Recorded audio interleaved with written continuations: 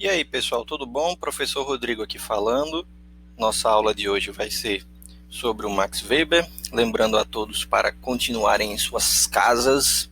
Não acreditem em teorias da conspiração, não duvidem da sua capacidade de espalhar qualquer tipo de doença. Se todo mundo fizer a sua parte, a gente passa por mais essa, assim como a gente já passou muitas vezes no passado. A gente só não era nascido na época em que essas coisas aconteceram. No primeiro capítulo e no terceiro capítulo do livro que eu mostrei para vocês, vocês viram o Max Weber junto da literatura, certo? Quem é Max Weber? Max Weber é considerado um dos três porquinhos da sociologia como nós a conhecemos, né? Vamos lembrar dos outros dois, né? Primeiramente a gente viu o Émile Durkheim, sociólogo francês, conhecido como o institucionalizador da sociologia enquanto ciência, né? Na França, foi o Durkheim o primeiro a criar um arcabouço teórico-científico para a sociologia e oficializar num curso de ensino superior. Então, o Durkheim muitas vezes é visto como o fundador da sociologia.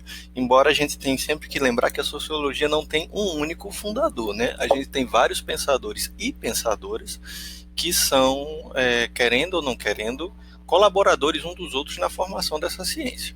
Então, primeiro a gente teve lá o Durkheim, a gente viu as teorias dos fatos sociais, a gente viu a questão sobre o suicídio, divisão social do trabalho, o que mais? A diferença das solidariedades, né? Solidariedade orgânica e mecânica, e qual tipo de sociedade ela se aplica. Esse é o Durkheim. Em seguida a gente teve o nosso preâmbulo pelo Karl Marx, né? Marx ele não era um sociólogo, era um filósofo e a gente também pode considerá-lo de certa forma um economista, não por formação, mas sim pelo seu trabalho, que tratou muito mesmo de economia e é um dos clássicos do pensamento econômico contemporâneo.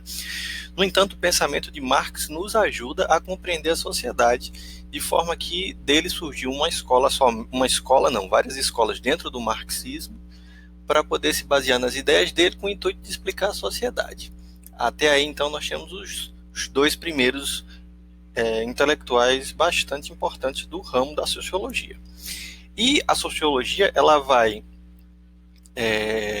enfim, como eu disse, não só esses três pensadores, não são só esses únicos os pensadores da sociologia, porém é normal, é tradicional esses três autores serem considerados os pilares da sociologia. Karl Marx, Émile Durkheim e, por último, aqui o Max Weber, esse cara aqui bem simpático, bem bonitão, né? Com essa barba aqui invejável. Quem sabe um dia eu chego lá. O Max Weber ele foi digamos assim, o mais novo desses três teóricos, né? Primeiro veio o Marx, depois veio o Durkheim e por último veio o Weber, certo? Nenhum deles, com exceção do Weber, todos morreram no final do século XIX e a início do século XX, tá certo? O Weber ele nasceu em 1864, ok? E morreu em 1920, aos 56 anos. Professor, o que aconteceu com o Weber para ele morrer tão cedo? Ele tinha algum problema? Bom, curiosamente falando, o Weber faleceu porque ele contraiu gripe espanhola. Ou seja, na época que o Weber estava vivo, lá na Alemanha, ele era original da Alemanha, estava havendo ainda o surto da gripe espanhola, epidemia que em 1918 matou cerca de 50 a 100 milhões de pessoas. A gente não tem uma estimativa precisa, então estima-se que a epidemia tenha matado entre 50 a 100 milhões de pessoas, é muita gente. E o Weber foi um dos acometidos por essa doença e veio a falecer aos 56 anos. Ele era de família nobre, tá bom? Ele era de uma família bem abastada, de uma família da alta burguesia. Melhor até corrigir, não era de família nobre no sentido aristocrático, tá bom? Não estou dizendo que o Weber era príncipe, era duque, não, ele vinha de uma família abastada.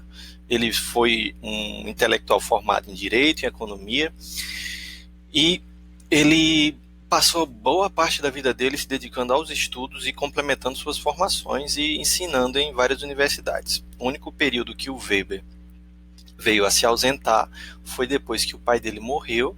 Ele teve um colapso nervoso, ele se retirou durante um tempo considerável para poder recuperar as ideias e colocar todos os pontos nos is. A obra mais famosa do Weber foi escrita exatamente no período que ele voltou da sua reclusão. Se eu não me engano, o Weber ficou... É como se fosse num resort de tratamento, certo? Ele ia para uma cidade afastada, nos Alpes, e ficava lá recebendo os cuidados médicos num tipo de hotel dedicado a isso. Não chega a ser exatamente um hospital psiquiátrico, como a gente tem aquele estereótipo nas nossas cabeças, tá bom? E depois que ele volta desse retiro para colocar as ideias no lugar, ele publica 2 artigos que eles são unidos, né, eles são compilados, e depois o Weber junta num único livro que recebe o título de A Ética Protestante e o Espírito do Capitalismo, né, com o qual ele começou as suas reflexões sobre a sociologia da religião. Então é muito normal a gente ver o Weber associado a uma sociologia da religião ou uma sociologia econômica. Os fenômenos culturais chamavam bastante a atenção do Weber, no sentido de que ele acreditava que alguns fatores culturais eram mais propensos a causar impacto no restante da sociedade do que outros. Vamos lembrar, de novo, lá para o Durkheim, o item fundamental para se compreender a sociedade são o quê? São os fatos sociais. Para o Weber, são as questões econômicas, não é isso? Perdão. Vamos lá, recapitulando. Para o Durkheim, são os fatos sociais. Para o Marx, são as questões econômicas, não é isso? Se o Durkheim acha que nós temos que estudar os fatos sociais, o Marx acha que nós temos que entender a economia, como é que as pessoas fazem para sobreviver, como é que elas desenvolvem seu trabalho, quais são as relações que elas têm nesses meios de trabalho, que possibilita a gente pensar o que é que vem logo depois delas. Já o Weber não. O Weber, ele parte da compreensão de que elementos culturais e individuais são mais interessantes de serem colocados, embora a gente vai ver que, como todo bom pensador, existem pontos contraditórios, tá certo? Então, de certa forma, a gente pode sintetizar o quê? Que o Weber, primeiramente, ele estudou Direito na faculdade da Alemanha, Economia e História em várias universidades. Para o Weber, ele acabou desenvolvendo o que a gente costuma chamar de sociologia compreensiva. O Weber não estava querendo fazer uma sociologia que fosse capaz de modificar a sociedade ou de colocar ordem na sociedade. O Weber queria fazer uma sociologia que fosse capaz de compreender o porquê das pessoas fazerem o que fazem, certo? Então, para isso, ele faz uma diferenciação básica de início, né? Ao contrário do Durkheim, que buscava se aproximar das ciências naturais para poder dar um certo respaldo científico para a sua própria área, né? Vamos lembrar, o Durkheim, quando ele está desenvolvendo o campo científico da sociologia, ele busca arcabouços nas ciências naturais, porque na época eram essas as ciências, nessa época, no final do século XIX, eram as ciências já estabelecidas, né? A biologia, a física, a química, eram áreas do saber com bastante reconhecimento. Então não havia muitas dúvidas a respeito dessas ciências. Então, para o Durkheim, nada mais justo do que se apropriar de métodos parecidos ou de uma mesma lógica para poder dar um respaldo, fazer com que a sociologia fosse respeitada, compreendem? Então, para isso, ele precisava o quê? Seguir, digamos assim, os passos que os outros já deram. Se a química, a física e a biologia fizeram isso e usam tais métodos, nada mais justo do que tentar utilizar os mesmos métodos nas ciências humanas, nas ciências sociais, por último, na sociologia, ok? Mas esse é o pensamento do Durkheim. O Weber vai na contramão. Ele acredita o seguinte, que a sociedade não pode ser estudada da mesma forma que as ciências naturais. Ou seja, é uma oposição completa ao método do Durkheim. Por quê? Pro Weber, nós estamos estudando nós mesmos. Não é verdade? Quando a gente estuda, quando a gente tenta entender a sociedade, a gente está estudando quem? Nós mesmos. nós estamos estudando nossas relações, nós estamos estudando o mundo em que fazemos parte, e esse objeto de estudo está em constante transformação. Ao contrário de alguns temas das ciências naturais e biológicas, preste atenção na palavra alguns temas, tá bom, gente? As ciências naturais e as biológicas não são ciências tão duras a ponto de não haver pontos de discordância entre eles. Existem, tá certo? Mas o que o Weber vai dizer é que as nossas sociedades são feitas com tantas variáveis, tantos elementos, tantas questões subjetivas, que não é possível a gente querer fazer o mesmo tipo de ciência. Então, a sociologia precisaria de um método próprio para analisar, de ferramentas próprias, de um jeito particular de olhar para esse objeto de estudo. Nada mais justo. Se os objetos são diferentes, eu não consigo utilizar necessariamente o mesmo método. Eu não consigo necessariamente pegar o que aquele tipo de cientista está fazendo com aquele material e simplesmente encaixar nesse outro tipo aqui.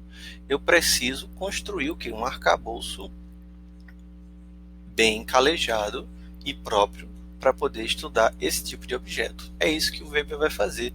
É por isso que o Weber vai entrar em conflito com o Durkheim. Ele também vai entrar em conflito com o Marx, mas por questões políticas, né, majoritariamente.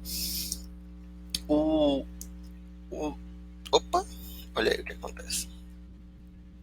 O Weber, ele vai dizer o seguinte: as ciências naturais fazem uso do princípio da explicação, certo? As ciências naturais fazem uso do princípio da explicação, enquanto as ciências sociais fazem o quê? Se articulam em torno do princípio da compreensão. Eu preciso compreender, eu preciso escutar, eu preciso avaliar, eu preciso saber o que aquela pessoa está falando, qual o significado que ela dá para a ação dela. Por quê? Porque as relações humanas possuem elementos subjetivos, como eu falei para vocês. Nem tudo que um pensa é referente ao que o outro pensa. Nem tudo que eu faço, às vezes eu faço porque eu sei que faço. Percebem? Não existe, então, um determinante maior que os outros. De novo, o Weber, ele vai contra o Durkheim e contra o Marx, porque ele não julga que existe um elemento maior que os outros para poder explicar a sociedade. Não precisa simplesmente partir de um ponto que você vai explicar toda a sociedade, porque existem vários pontos. A sociedade não é feita só de economia, a sociedade não é feita só de comportamento, a sociedade não é feita só de cultura. São elementos variáveis, é política, é cultura, é economia, sociedade, comportamento, crenças, ideologias, enfim, uma série de manifestações que compõem a sociedade, mas que estão ao mesmo tempo sendo influenciadas por elas e influenciando as outras. O político influencia na religião, e a religião influencia no político, que influencia na economia, que influencia na religião e vice-versa. Esse nó é grande. Então, o Weber achava que a gente pode sim escolher um elemento e estudar como que ele explica certa parte da sociedade, mas a gente tem que ter noção que é sempre uma parte. A gente nunca pode pegar aquele elemento e utilizar para o todo. A gente precisa ter consciência que o nosso conhecimento é limitado, que as nossas faculdades mentais possuem um limite e que todo estudo, indiferente de qual seja, toda pesquisa, ela possui um limite até onde ela pode responder. Quando ela chegar no ponto onde ela não pode responder, os outros elementos têm que entrar em ação. Por isso que para o Weber não existe nenhuma pesquisa concluída, não existe nenhum assunto final. Não existiriam, portanto, leis que explicariam a sociedade. É o que alguns autores, alguns intérpretes de Weber vão utilizar o termo da teoria da multicausalidade. Não existe um único fator que determina. Existem vários fatores que juntos determinam. É o exemplo que eu gosto de utilizar com um exemplo bem banal, né? Uma doença. Vamos supor que uma certa pessoa teve um infarto, um ataque cardíaco, algum problema do gênero.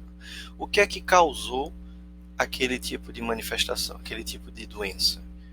Ah, professor, foi o estresse. Antes dele ter esse tipo de problema, ele teve uma crise de estresse e aí ele acabou resultando nesse derrame, nesse infarto, nesse problema de saúde grave.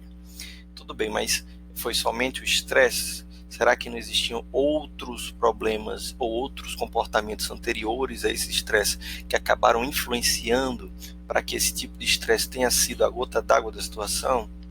Vamos lá, será que o sujeito tinha uma alimentação saudável, se ele tinha hábitos saudáveis, se ele praticava exercício físico? Será que ele não tinha uma predisposição genética a problemas cardíacos? Será que ele não tinha uma má formação, um histórico familiar desse tipo de problema? Percebam, não é somente um motivo. A gente pode dizer que um motivo foi a gota d'água que não deu mais para segurar aquele problema, mas é a junção de vários fatores que corroboram com esse tipo de acontecimento. A mesma coisa funcionaria para a sociedade. E é muito tentador a gente utilizar a questão da unicausalidade, ou seja, que existiria uma única causa, porque isso é mais fácil para o nosso cérebro. A gente acha mais confortável isso, poupa energia. A gente prefere não ficar problematizando muito, porque problematizar quer dizer que eu vou gastar mais energia, mais tempo, e talvez eu nem encontre uma resposta final. Então é mais fácil eu pegar uma resposta simples, uma solução simples e dizer que isso explica a sociedade. Mas, infelizmente, se a gente quer fazer ciência de qualidade e trabalhar com a pesquisa mais séria, a gente tem que tomar consciência de que isso sozinho não explica nada. Pode explicar uma parte, mas não explica nada. Ok? Então, só para lembrar, Sociologia Compreensiva do Max Weber, ele acredita que as ciências naturais possuem um método diferente das ciências humanas, das ciências sociais. Portanto, as ciências sociais devem procurar um método próprio que busque o quê? A compreensão dos elementos e não a explicação dos elementos, levando em consideração seus elementos subjetivos dessas relações humanas e compreendendo que não existe um determinante maior que o outro.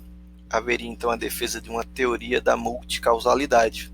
Muitas coisas juntas acabam explicando os fenômenos e os causando, e não somente uma coisa. Ok? Se não ficou claro, se ficou alguma dúvida, por favor, não hesitem em perguntar no fórum, tá bom? Entre em contato, que eu estou lá para a gente tirar esse tipo de questionamento, tá certo? Agora vamos para o próximo slide.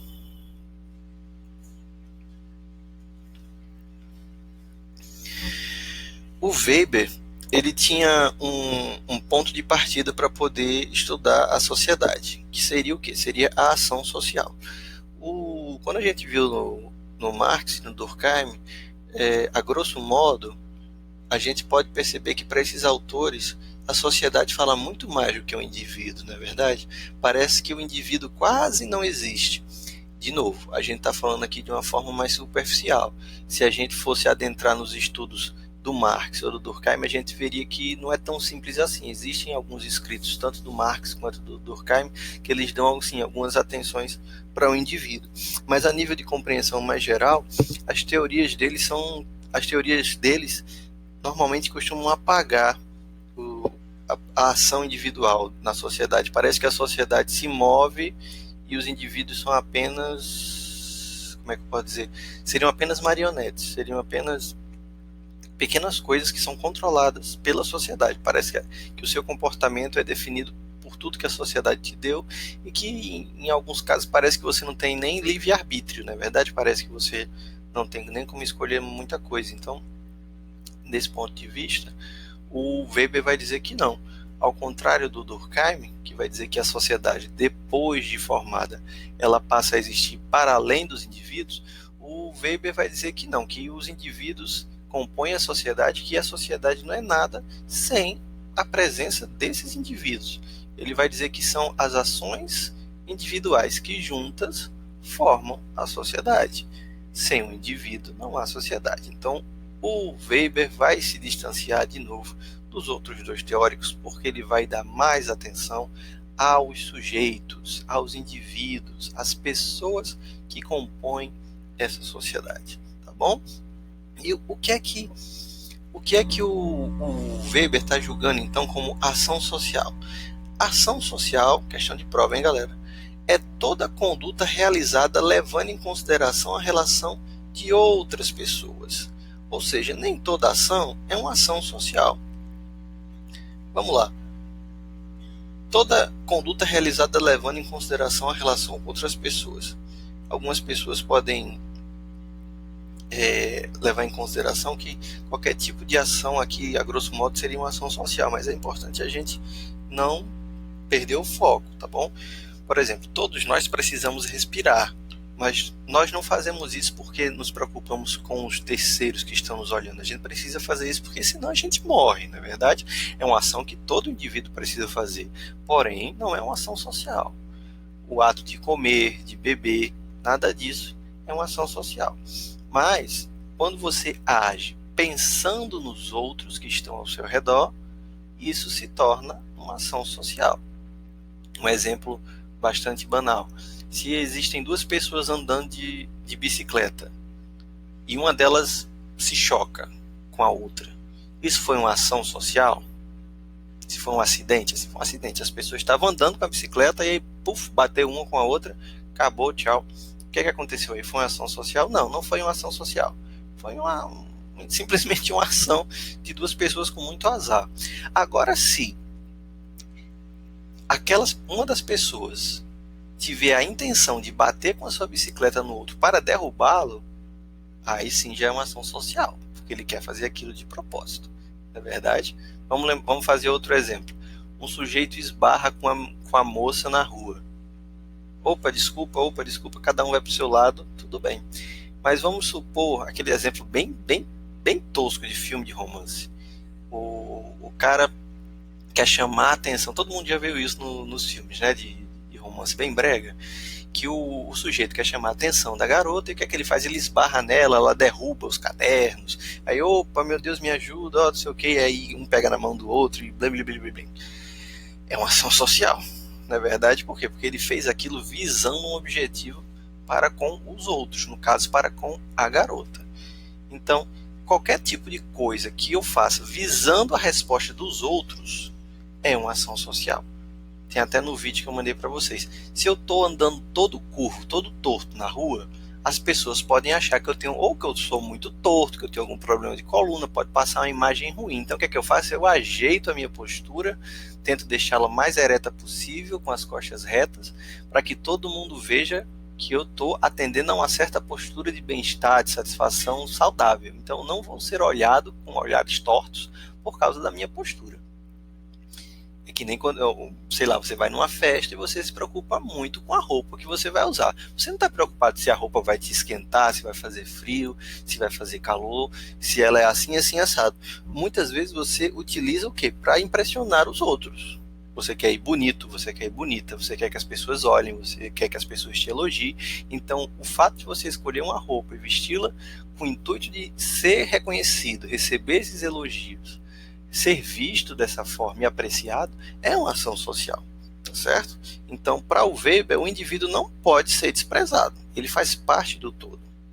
Existem, portanto, 4 tipos de ação social para o Max Weber, ok? O Weber vai dizer o seguinte: existem as ações racionais com relação a fins, a ação racional com relação a valores, a ação afetiva e a ação tradicional.